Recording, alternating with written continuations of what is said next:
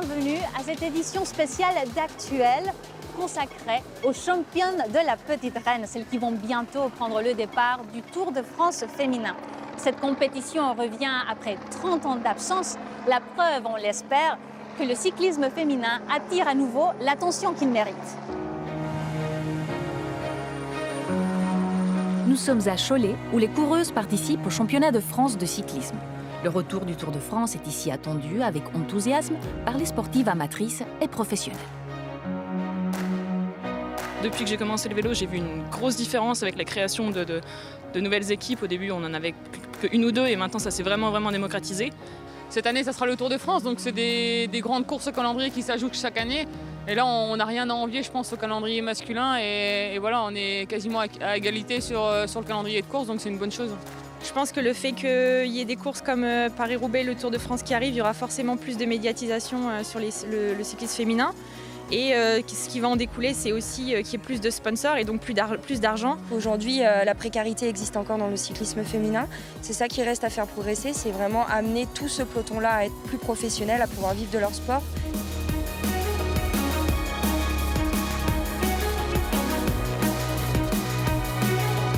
« 22 équipes seront sur la ligne de départ au pied de la Tour Eiffel le 24 juillet prochain.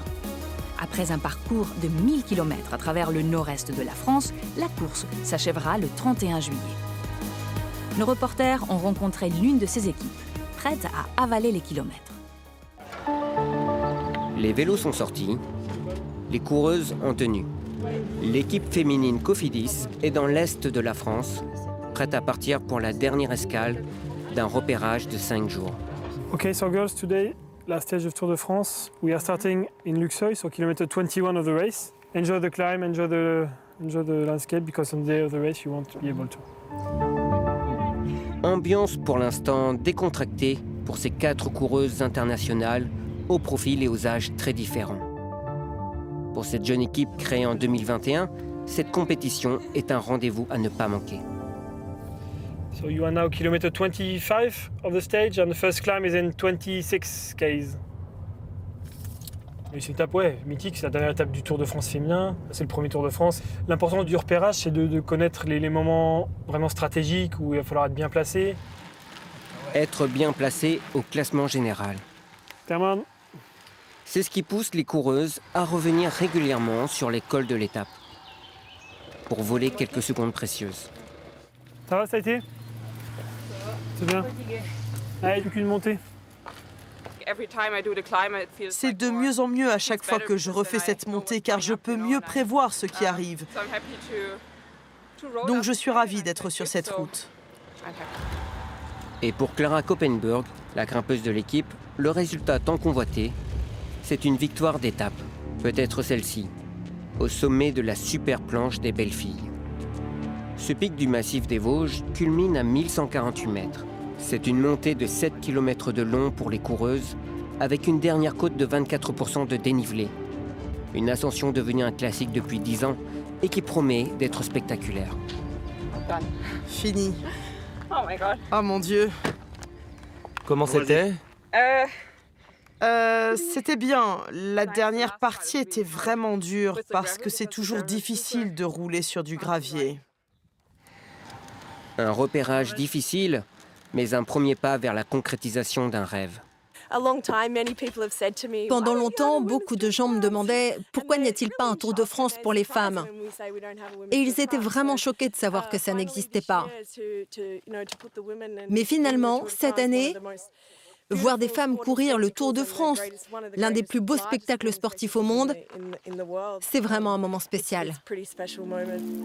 Pour les coureuses Cofidis, réussir le Tour de France est une consécration et une étape essentielle pour intégrer le classement des meilleures équipes mondiales. C'est beau, hein ?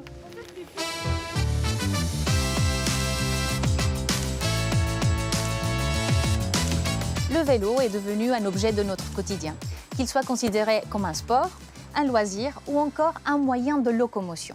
Mais il a eu autrefois un rôle bien plus important au sein de nos sociétés. Au début du XXe siècle, il a aidé, supporté et accéléré l'émancipation des femmes. Et ça, ce sont Catherine Kedir-Clifford et Florence Gaillard qui vous l'expliquent. La petite reine, vecteur de liberté pour les femmes, c'est le résultat de la révolution industrielle à la fin du 19e siècle. Dans les milieux aisés, les femmes se l'approprient d'abord pour s'amuser, puis pour s'éloigner du foyer.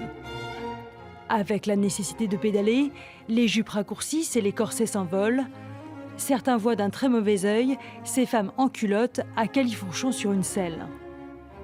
Si le vélo est d'abord présenté comme une machine à stérilité pour les femmes, il est ensuite vilipendé pour l'exaltation qu'il leur procure. Les suffragettes et autres féministes s'en emparent dans le monde anglo-saxon, tandis qu'en France, 2 lois autorisent le port féminin du pantalon, à condition d'être à bicyclette. Ailleurs dans le monde, le vélo reste encore aujourd'hui un combat de tous les jours. En Arabie Saoudite, les femmes ont le droit de pédaler depuis 2013, à condition d'être voilées et accompagnées d'un homme de leur famille. En Afghanistan, ce sport était en pleine expansion ces dernières années. Le pays a même présenté une équipe féminine aux Jeux Olympiques 2021. Mais avec le retour des talibans au pouvoir, la plupart de ces femmes ont fui leur pays. Enfin, au Rwanda, ici dans les zones rurales, pédaler donne confiance en soi, aussi bien pour aller à l'école ou travailler que pour accéder aux soins, loin du village. Nous rencontrons à présent une figure du cyclisme féminin, Marion Rousse, qui est à la tête du Tour de France Femmes. Marion Rousse, vous avez été championne française de cyclisme en 2012. Maintenant, vous êtes directrice de ce Tour de France féminin. Qu'est-ce que cela représente pour vous? Ça représente beaucoup de choses, beaucoup de fierté. C'est vrai que quand on m'a proposé ce poste de directrice de course, je me suis revue quand j'avais 6 ans, quand j'ai commencé le vélo, les compétitions. Et je me suis dit, waouh, il y a beaucoup de chemin qui a été parcouru. Et moi-même, je n'ai pas eu la chance de pouvoir participer à un Tour de France Femmes. Et je suis contente de pouvoir avoir un rôle dans cette course qui est grandiose et qui dépasse les limites du sport. Cette compétition est de retour 30 ans après. Comment expliquer toutes ces années d'absence?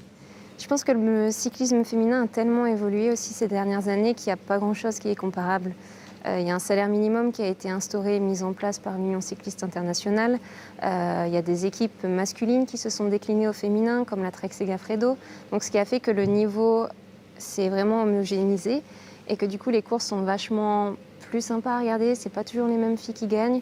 Donc, aujourd'hui, on fait un Tour de France Femmes avec Zwift, mais c'est pas un cadeau qu'on fait aux cyclistes féminines, mais bien parce qu'elles le méritent et que c'est un réel intérêt sportif. Ce Tour de France féminin, il a 8 étapes et il y a certains qui ont critiqué beaucoup cette durée, pointant du doigt le niveau faible des coureuses. Pourquoi le choix de faire cette course en une semaine? Déjà, sportivement parlant, elle serait capable de faire 3 semaines. D'ailleurs, il y a le Giro féminin qui existe et qui dure 10 jours.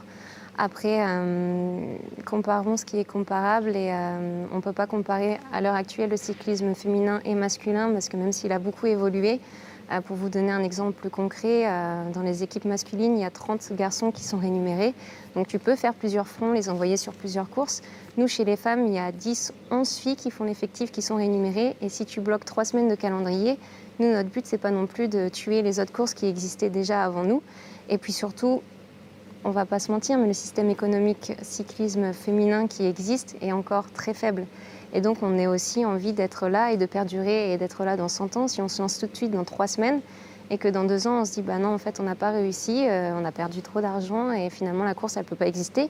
Ce qui a été le cas finalement les années auparavant et c'est pourquoi elle n'existe plus maintenant, ça aurait été un réel échec. Donc, c'est 8 jours. 8 jours où on met les filles dans les mêmes conditions que celles des hommes. C'est un vrai Tour de France, c'est pas un Tour de France au rabais. Et par contre, on ne se ferme pas la porte pour les années futures à allonger, pourquoi pas, l'épreuve. Il y a aussi une idée de créer des vocations chez les petites filles, mais est-ce qu'il y a aussi une volonté d'avoir plus de femmes dans les coulisses du cyclisme? Oui, c'est vrai qu'il y a depuis quelques années déjà de plus en plus de femmes qui travaillent dans ce milieu qui reste quand même un milieu assez masculin. Mais évidemment que moi je suis super fière de pouvoir me dire que les petites filles au mois de juillet sont sur le bord de la route ou derrière leur télé et qu'elles vont pouvoir enfin s'identifier à des championnes. Moi j'allais voir les étapes du Tour. Mais finalement, quand je prenais mon vélo le soir pour aller m'entraîner, je m'imaginais à jouer Robbie McEwen, Zabel, etc. Donc là, c'est vraiment, je pense, la plus grande fierté pour moi de me dire que, bah oui, on va pouvoir faire rêver les petites filles et puis donner des vocations parce qu'on est aussi là pour ça. On a l'habitude de parler de cyclisme féminin, de cyclisme masculin, mais est-ce que pour mettre tout le monde sur un même pied d'égalité, est-ce qu'il ne faudrait pas juste parler de cyclisme tout court? C'est la même discipline. C'est la même discipline. On fait la distinction parce qu'il y a des courses masculines et féminines. Donc pour moi, le thème ne me gêne pas du tout. Je pense que le combat, il est ailleurs parce que même si on a beaucoup progressé, il y a des choses qui restent à faire évoluer. Et on espère, nous, avec notre épreuve, le Tour de France Femmes avec Zwift, justement, peut-être amener des partenaires qui ne connaissent pas encore le cyclisme féminin et qui vont se dire « mais ça envoie du lourd, les filles sur un vélo ». Et moi, c'est là-dedans que j'ai envie d'investir. Donc on est aussi important pour ça.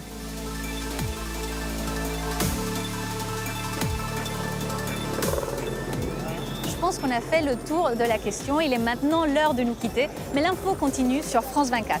À bientôt.